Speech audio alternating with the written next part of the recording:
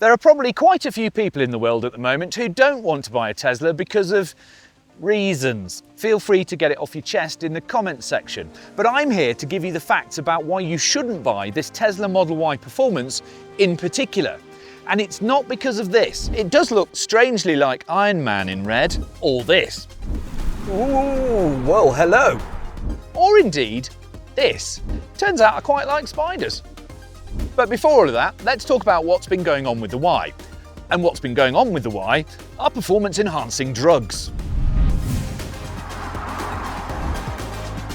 On the surface, it's the same basic recipe as Tesla has been baking since forever with the performance badges.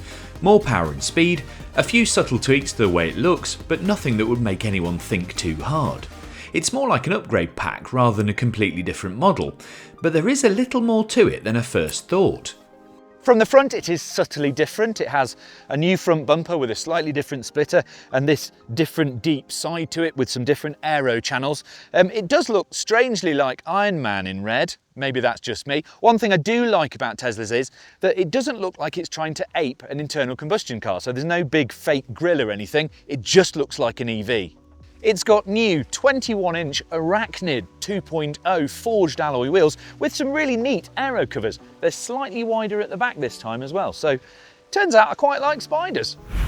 Behind those are performance red brake calipers. Now they're exactly the same brakes as on the long-range all-wheel drive, but painting them red makes them better at braking. These performance badges on the back are worth 20 horsepower.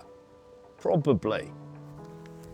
As are gloss black mirror caps and performance puddle lamps, which are irrelevant in the daytime. But jokes aside, there are some more serious bits at the back. Now, it's been a redesigned rear bumper and this extended carbon fibre rear spoiler, which, together with the tweaks on the front of the car, add up to 10% less drag and 64% less lift than the previous Model Y Performance. That's less lift, not downforce. Make of that what you will, but it is more efficient. At the heart of the upgrade is basically a load of excess from the Model 3 Performance.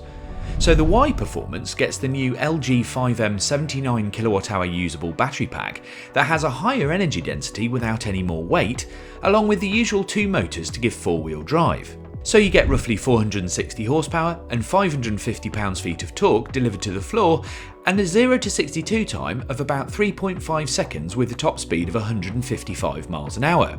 That's quite something for what's supposed to be a family car.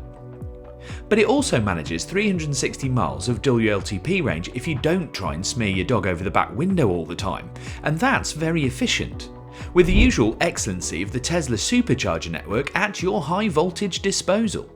Inside, it gets pretty much all the same stuff as a standard long-range Model Y, and they come pretty well specified. So you get a full-length panoramic glass roof with UV filters, acoustic glass all the way round. You've got the usual huge amounts of storage. These are really big. You can get your whole arm in them. You've got an 8-inch touchscreen for the rear passengers. And yes, it still comes with autopilot, or what Tesla calls autopilot. It's got a massive frunk, decent rear space, and a huge boot.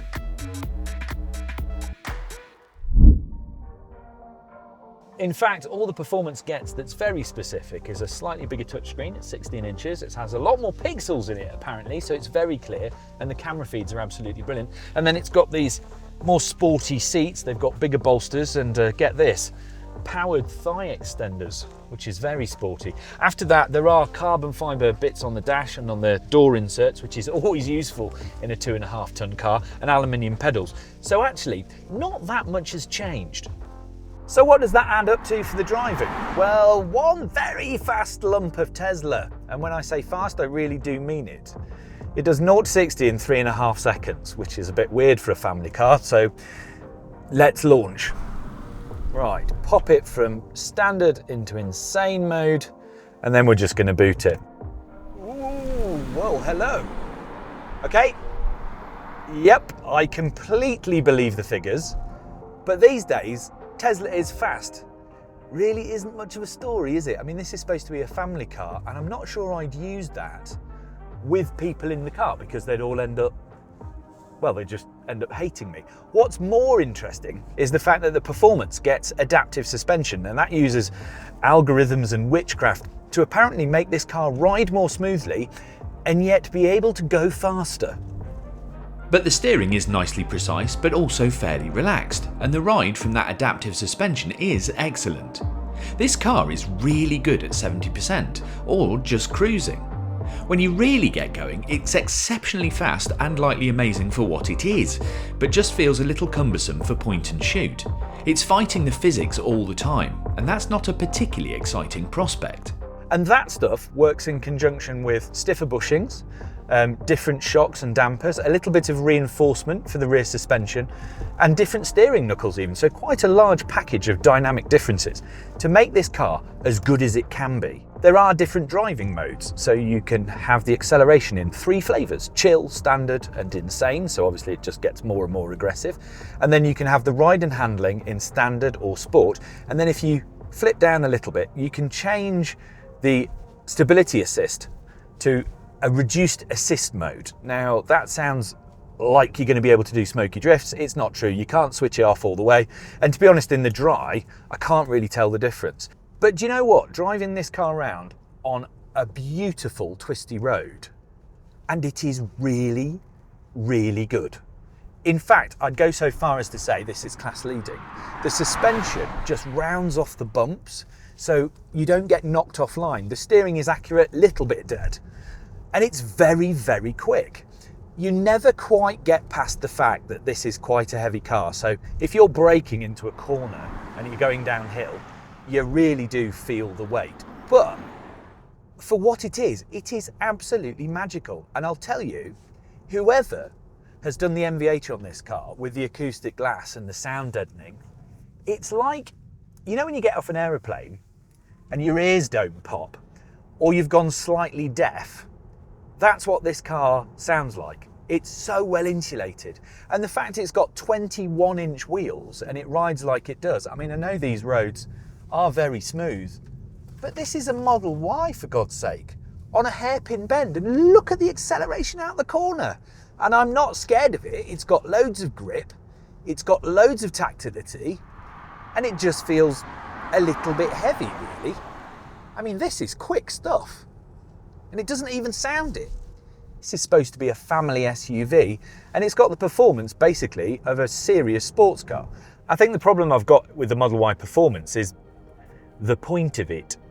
Last year when I drove the Model Y, the standard long-range all-wheel drive, I thought Tesla had done a really bang-up job of improving all the things they needed to improve. So they'd made the suspension a bit softer, they'd sorted out the steering, they'd given it that kind of expensive feeling, that calmness that you want with a family SUV. And then by doing the performance, you've made it slightly more uncomfortable when accelerating, but the adaptive suspension really works well, but it's a lot more money. So the point being that I understand having a performance car in the range because it's a Tesla tradition, isn't it? And there'll always be people that want to buy a faster version, a posher version, the one that's the bottom of the list when it comes to the cost, and they just want to stretch their toddler's neck muscles every now and again. But I think that the standard car is so good that they don't need to do the performance. I'd rather have more range, I'd rather have less cost. So the struggle is, why do this with a Y? So what are those costs? Well, according to Tesla at the time of filming, the standard range rear-wheel drive Y cost just under 45 grand, the long-range rear-wheel drive just under 49. The sweet spot in the lineup is the long-range all-wheel drive at just under £52,000, while this new performance model comes in at 61,990, so a 10 grand premium, and that's a decent chunk of change. I happen to think that this is the class-leading vehicle in its sector for electric. And I think if you work at Tesla and you've been chasing all those percentage point improvements, every time the big boss man goes off script, you must just be rolling your eyes and wanting to bury your head in the sand, because this is a really good car. It's the management that it's the controversial part. And that shouldn't reflect on the vehicles themselves. But the truth is, I'd have the cheaper standard long-range all-wheel drive, save the money, and not bother with the extra speed. And that's why you shouldn't buy this Tesla.